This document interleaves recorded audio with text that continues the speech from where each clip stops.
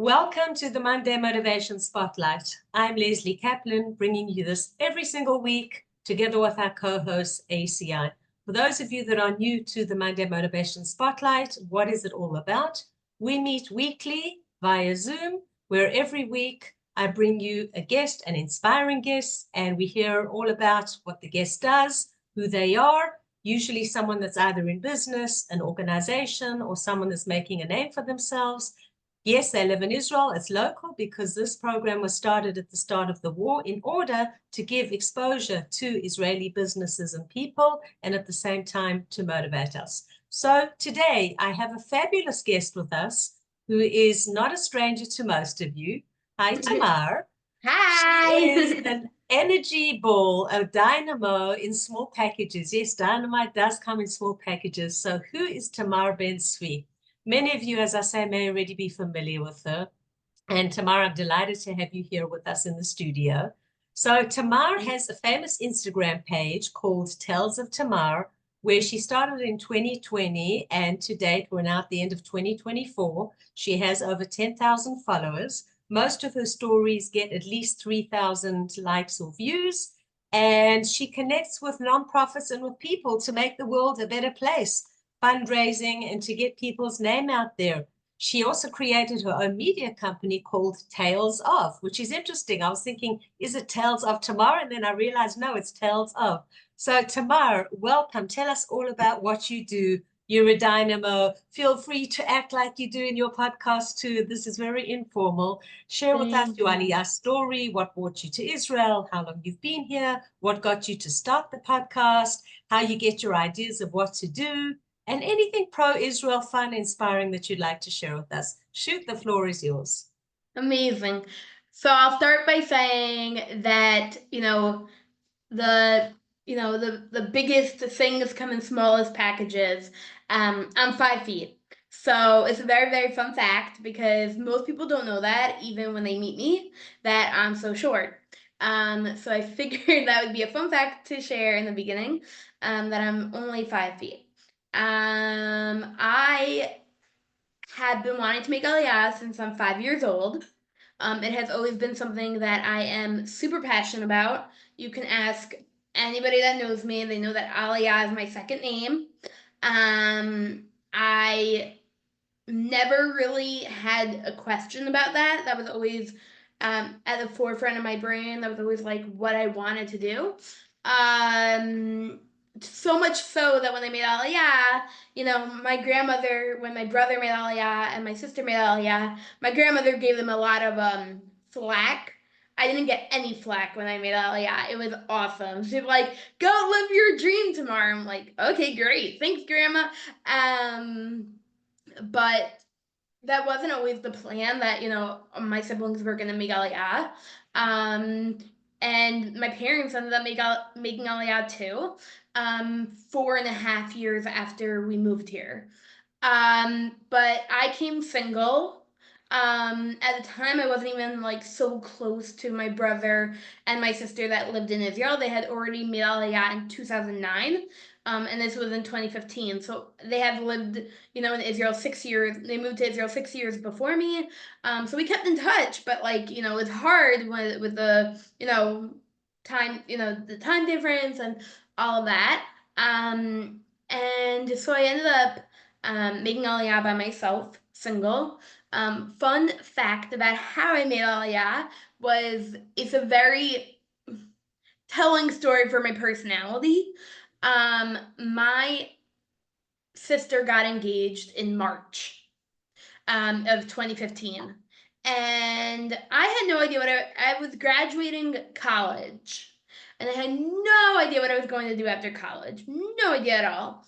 And my mom was like, "Tomorrow's Pesach of like your senior year. Maybe you should start like thinking about like what you want to do after college." And I'm like, "Oh, I guess I have to think about that." So I said to my mom, I said, "Well, I'm gonna go to Israel for a month. I'll hang out with my sister and like, just chill." She goes, "Tamar, you don't know how to chill, so that's not gonna happen." And she said, "Why don't you go on a program?" So I actually got here from a Mossad program. I was on a Mossad program very briefly. It didn't really work out as I had whatever, like it kind of was like I didn't come to Israel for a Mossad program. I came to Israel kind of like using the Mossad program as a way to get here. But I'm very grateful to Mossad to have that opportunity. And I came September 2nd, 2015, on a student visa. My husband, who I had not known at the time, even though we were in YU and Stern, the same exact 4 years and had all the same friends. He came August Mina 17th. Shamayim that you met. It was definitely Mina Shemayim. He came August 17th.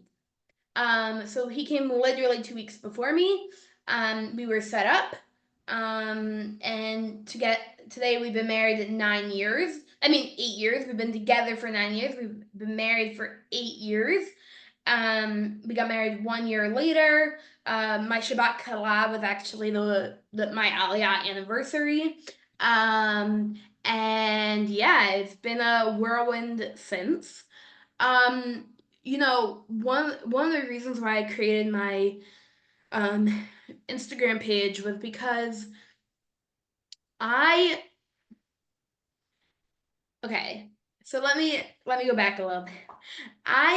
First of all, when I was in ninth grade, I was going through very deep emotional stuff. I was pretty much suicidal all of high school.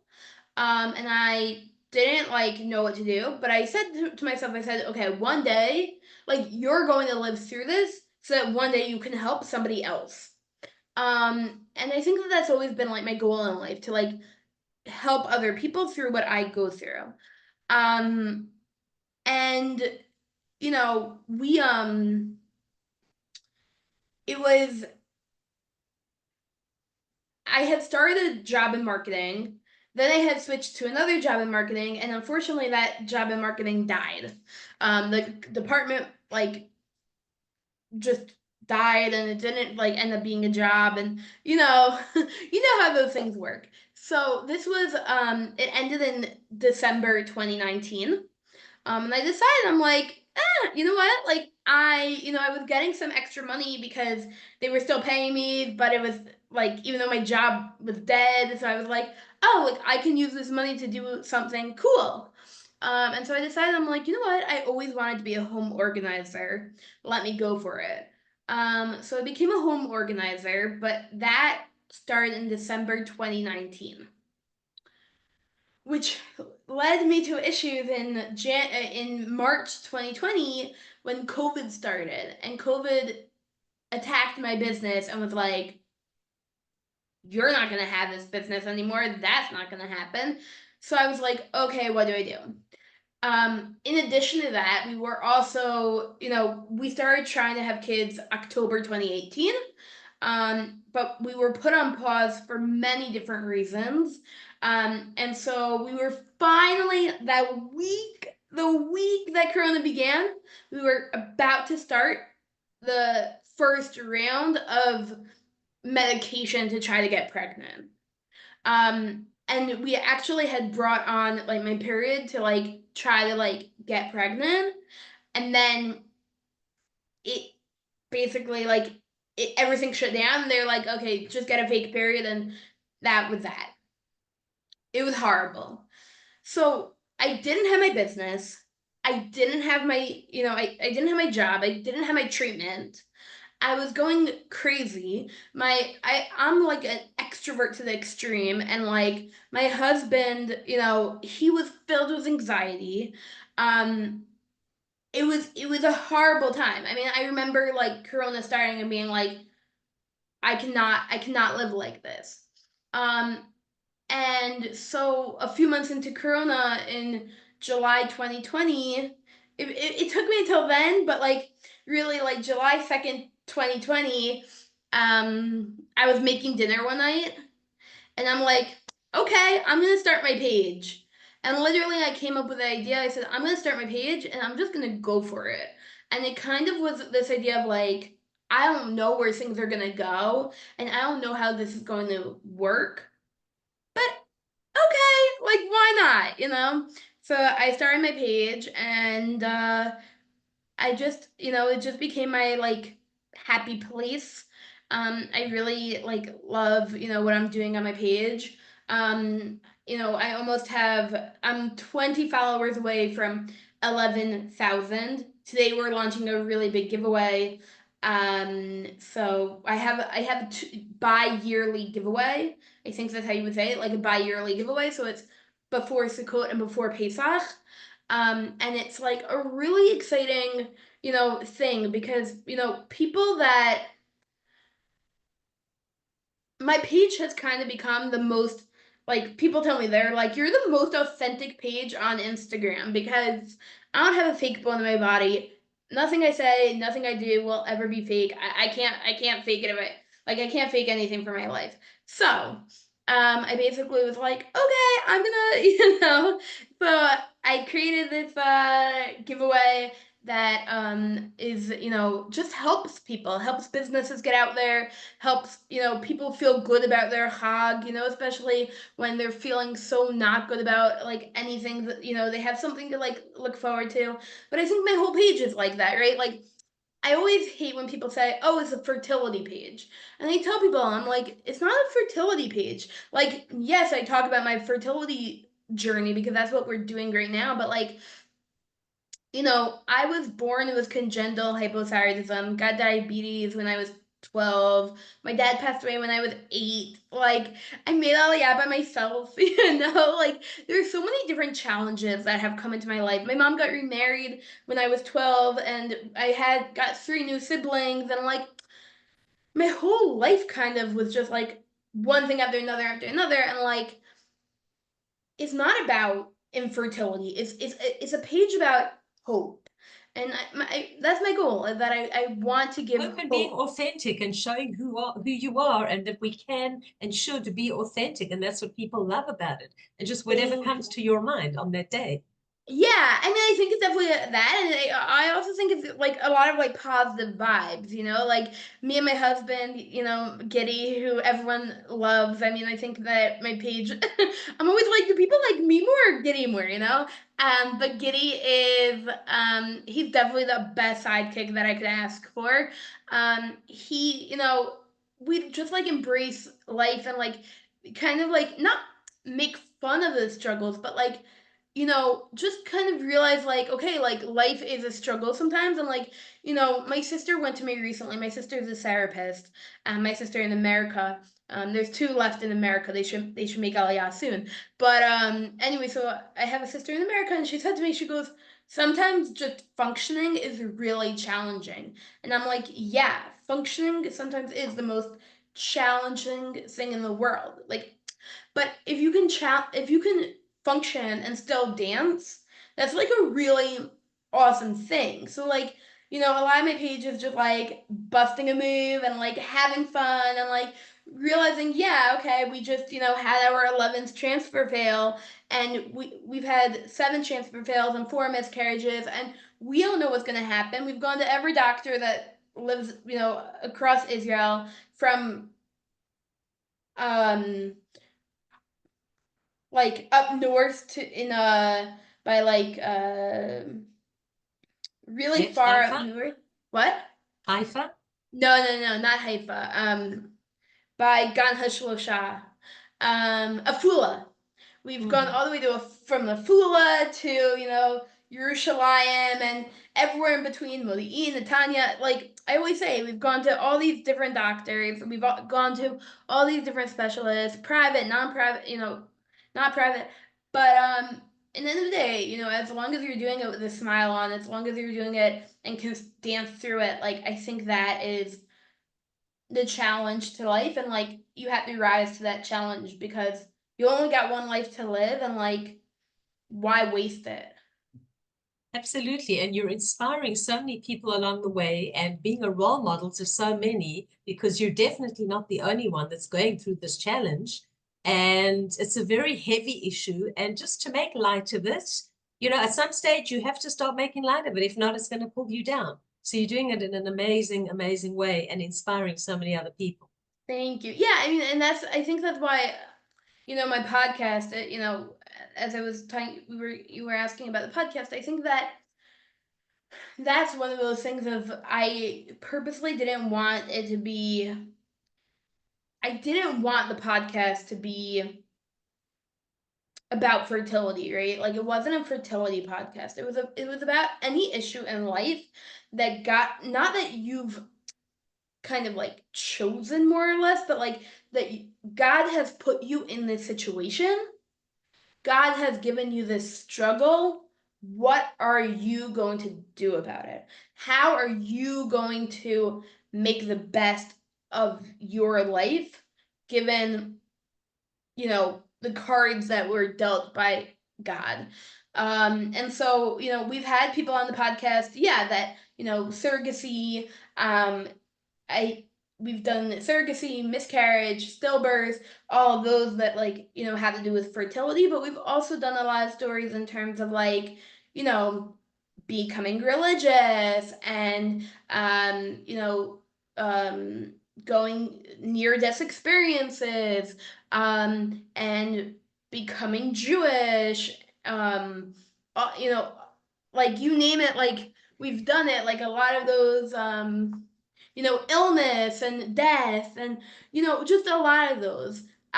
Because I think that's really it, meaning yes, my struggle right now, again, is fertility, but I've never felt in the box. I've never felt traditional. And so, this Anything But Traditional podcast is a way for people to, feel heard, right? Feel heard, and also realize that they're not the only ones that are struggling with this feeling of I'm different.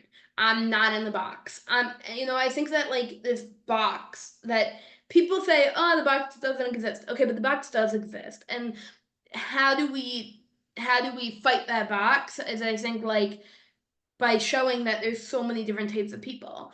And I think that the world is doing a great job, but I also think that it doesn't necessarily need to be with,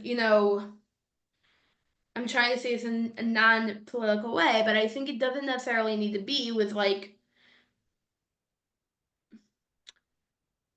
I'm gonna say, can I say woke? Yeah, say whatever you want. I don't think it needs to be with woke values of accepting, everything under the sun. I think that obviously we need to accept all people, but I think that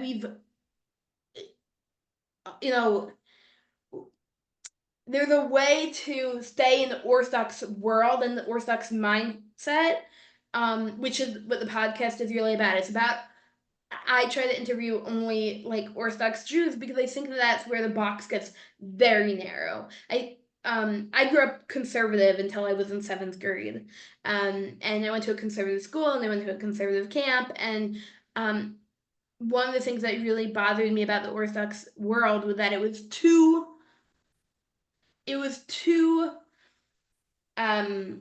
narrow. The Orthodox world is so narrow sometimes, and so I kind of always said that the best thing about the conservative world is that they're open. So how do we create that openness while keeping to halacha, while keeping to the Jewish way, the not the Jewish way, but the Orthodox way of life, while being open-minded. And I think that's really what my podcast is about and my page is about. And I always kid around that people are like, oh, you live in your Mappy Shevish, you're so Haredi, and I'm like, yeah, but I talk about sex all day long. So I'm like, I don't think I'm that Haredi, but no, but I think that it is a place that Haredim feel very comfortable talking about different things. And I have people that are all across the spectrum, whether it's um, you know, like, super, liberal Orthodox, open Orthodox to, Haredi and Hasidic, all people come to my platform in the Orthodox Jewish world. I also have people not in the Orthodox Jewish world, but I think that that's the beauty, that we can all talk about these things. And I'll also add that sometimes I have a mikvah Monday on my page where we can talk about mikvah and talk about the crazy stories that have happened at the mikvah, because where are you going to talk about that? A lot of people are like, I don't want to talk about mikvah to anybody, but on my page, I open up an anonymous box and I'm like, okay, talk about it. You can talk about it here. You can talk about, all these different things that are maybe taboo. And I think that's why the page is so awesome, is because it's not, yes, it's open to like everyone. And I had non-Jews and I had people all across the world following me on this page, but its its primary focus is the Orthodox Jewish world. Um, and how to keep to halacha and how to keep a relationship with Hashem while becoming a bit more open-minded. Right, amazing. And as you said, the whole idea too is that you're talking about topics that are either taboo or just, not much spoken about, or it's not the done thing to talk about, or people don't feel comfortable talking about it, and making light of, but not joking about it, but making light of sometimes a serious situation. And also showing the whole thing about you being positive and being a role model, showing that, we always say that if we can focus just on what we can control and not on the outside, what's controlling us, and we can definitely control not only our actions, but also our thoughts and our mindset. And that's what you're showing too, is that, sometimes life sucks and it may not be ideal, but I'm handling it and I'm on top of it, and you can be on top of it too, which is Yeah, such a fabulous role model for others. well, I think, and it's funny because I hear my parents in the other room as they're starting to build our sukkah. Um, but I do think it comes a lot from my parents. My mom, when my dad passed away, I only remember my mom crying once. And my mom and my dad were best friends. They were, they were the ideal couple. They were the couple that like you want, like people aspire to be like. But when he passed away, I only remember her crying once, and that was the day before the funeral. And it wasn't that she didn't cry any other day. She did. Like she talks to me and she's like, I cried in the car all the time. But And it's when she okay was to with cry, and it's good to cry too. That's how we, 100%, are able to solve our problems. but when she was with us, she would be like, okay, I'm gonna cry now, and then I'm gonna put it away for my kids, and I'm gonna go on with my life. And I grew up with a very, yes, we watched TV plenty, but like we also, some of our moments growing up were at the JCC when we went swimming every night, once a week, and we had, we kept structure, and I think that you know being raised by a parent like that very much taught me how to keep it together when life is falling apart or when life has fallen apart and you're like, And I, I, you I just can't I need, you can't keep move going. And on. for her family, your mom kept going. Yeah, I think that, Incredible, I mean, definitely inspiring. I would say that she's my biggest role model for sure. Like Oh, not that's not just wonderful. because she's not Hey, her Mom, name. I hope you're going to be watching this. Tamara loves you as a role model, and justifiably so. But Tamara, tell I us a little think, bit, yes, besides the topics that you talk about and, the authenticity and everything, tell us you also create partnerships with different yes, organizations, nonprofits, in order to yeah. raise money for good causes. So that actually fell into my lap completely. It's funny because it fell into my lap, but it also was something I was always passionate about. I remember being in NCSY back in the day, and thinking to myself, man, I really want to be part of like the nonprofit world behind the scenes, which is kind of funny for me because I'm not, like, people are always like, you're such a big personality. When do you want to be, in front of the scenes? And I'm like, no, but I want to do like behind the scenes work. And you know, I've also, it's something I've been thinking about recently that I had to make like a LinkedIn post about because when I was 5 years old, I always wanted to be an actress also. And so I had a aunt actually, my aunt Annie, who was on Everybody Loves Raymond. She was on Don't Mess with the Zohan. Like she was on a lot, like that like little old Jewish woman, that's who she was. But I always wanted to be an actress, and I always wanted to also do behind the scenes with nonprofits. And it's funny because I feel like today I'm really living both dreams out by doing social media and doing content creation for nonprofits. But really, like, so that was like a pipe, that was like a pipe dream. But the way that it became my reality was because when you're so authentic and when people see that authenticity, it draws people. So thank God, many organizations have come to me and they're like, can I work with you? I know that you get good, I know that first of all, I work with people I work with organizations in terms of um, doing like their social media. So it's not just partnerships, but it's also, I do social media for clients. And that's something that's big too, that I do social media. I write, I do social media. Videos, reels. I do all of that like behind the scenes for nonprofits. But I also, get in front of the camera, make, inspirational reels and funny videos. And, it sometimes it's more funny, sometimes it's more serious. But I create, content for these organizations. And the way that organizations have gotten in touch with me is really through realizing that I'm an authentic platform, um, and realizing that through my authenticity, I've been able to gain a lot of followers, but not just followers. I've been able to raise lots of money. It was always something that I was very like good at. Not gonna lie, I'm very tenacious. That's what I've been told my whole life.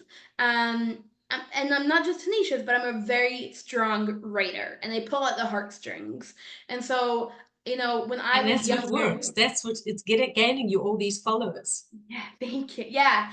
So when I was younger, um, when I was like in high school, I became involved with Camp Ask. And Camp Hask actually had like a marathon in Miami. Like they would do the ING marathon, and I did the three of them. Now I'm not a small little petite girl. Like I'm like a nice size girl and whatever. And I was like, okay, but I'm gonna do the marathon.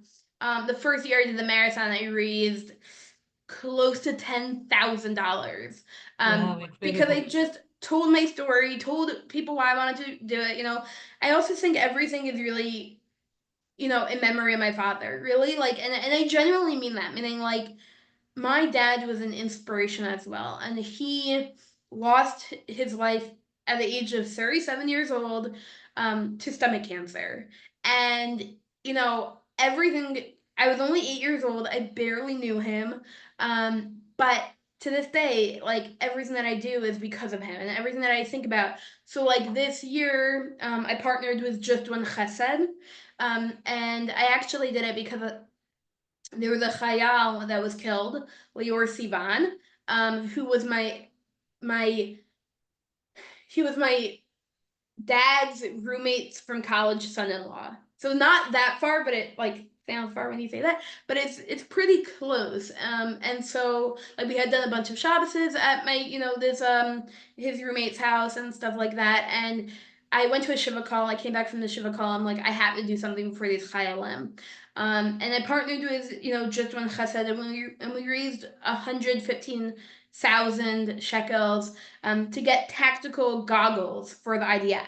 Like you just kind of have Amazing. to do it. And I think that that's what stops a lot of people. But I also think when you have a father that passed away so young and so suddenly, he was only sick he got diagnosed on January 9th and died on January 25th. Like when you have a father that dies so suddenly, and like you realize that every day is precious and every moment is precious. And so like there's no time to think about it. You just gotta do. You just gotta put yourself out there, and you just gotta like be like YOLO, like you only live once.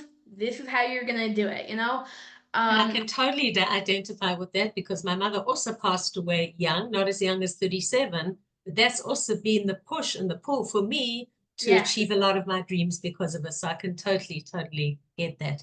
So, yes, we could carry on talking for hours. And I just loved your energy, as I said. You see, guys and ladies, I told you she was energetic if you've never heard of her before. So, Tamar, what is the future for Tamar? I mean, you said your dream was to act and you're basically acting in front of the camera. Do you have yeah. dreams of planning, any live performances, shows? Have you done that before? I talk about sometimes, now my pipe dream is being a comedian one day. I don't think that's actually gonna happen, but who knows? But I really love what I'm doing. And I actually told that to someone, recently, because life is very hard, right? And like it's very hard to be like, I'm on cloud nine right now. And I'm not on cloud nine when it comes to life in general. But then when I think about my work and I think about what I do and I think about everyone that I'm helping, then I'm on cloud nine. Like I'm living my dream in terms of my work and I'm only growing, even like, Amazing. every day, thank God, people are reaching out. They want to work with me. I can help organizations. I can help individuals. I can, at this point, I would never, ever, ever be like, I'm a doctor and I can like, but I do like, I can like read, tests or like see things in ultrasounds and I'm not like I'll be like, go to your doctor also, but like I have helped people in terms of like their next steps in terms of the fertility journey or in terms of like how to keep living. I've had people message me and are like, you have saved my life. I was, either it's cancer patients or whether it's people going through divorce or people that were suicidal. They're like, you have changed my life. You have saved my life. And like, Wow, that is big. That is big. You are so inspiring. And through thank you. your authenticity and just being who you are, not only is it uplifting you, but you're helping so many other people. And many of them you haven't even met. You just had the first contact, and there's a lot of other people there. I also want to Amazing. just say, I know that we're wrapping up, but I just want to say that, sometimes and I think that this is very important also for people to like acknowledge that, I was in shul this I was in shul this Yom Kippur and I was thinking to myself, I'm like, I'm so insecure, like people think of me and they're like, you're so confident, like you're such a big ball of energy, but really I'm so insecure. And I think that, meaning I am confident and I am a big ball of energy and that's authentic. But I think that we all have these insecurities that make us like, okay, but like, who am I? Like, why am I special? Or why am I doing this? Or did anybody actually care? Even with all these messages, And I think that like we all have to remind ourselves that we all have a role in this world and like we just got to do, we just got to do it and we only live once and there's so many people that, you know, like have been killed, have died and have had their lives ended so short. Like we have to live for them, if nothing else, we got to live for them. Absolutely. And do what we want to do now. Like one of my slogans is live your dream now. Not just live your dream, but live it now. Yeah, Tamar, exactly. You got to live. I've loved having you as a guest on the show, and I've no doubt all our listeners will have been totally inspired by you. Thank So, you. if anyone is not yet following Tamar, go to Instagram, Tales of Tamar, and make sure you follow her. And it's just been awesome having you as our guest on the Monday Motivation Spotlight. I thank you so much for your I, time, for everything you do. One last sentence. You want to wrap up yeah, I something? just want to make sure that people also remember check out the podcast, Anything But Traditional. And if you want to work together, tales-of.com. Okay, amazing, amazing, amazing. So, ladies and gents, we've come to the end of another week. You've been listening to the Monday Motivations Podcast. I'm Spotlight Podcast. I'm Lesley Kaplan, together with our co-host ACI. Thank you so much again, Tamar. It's been an absolute pleasure. And I look forward to seeing what's coming around the corner for Tamar, whether it's on Instagram or something else. And I already do follow you, and I'm definitely going to be glued to see and just wish you only simcha and only good health and only good things for yourself as well as everything that you do. Thank you so much. I'm Israel Chai, I'm wishing Yisrael our Chai. soldiers, our nation, safety, good health, and wishing and praying for the safe return of our hostages. Thank you Amen. again. Bye-bye.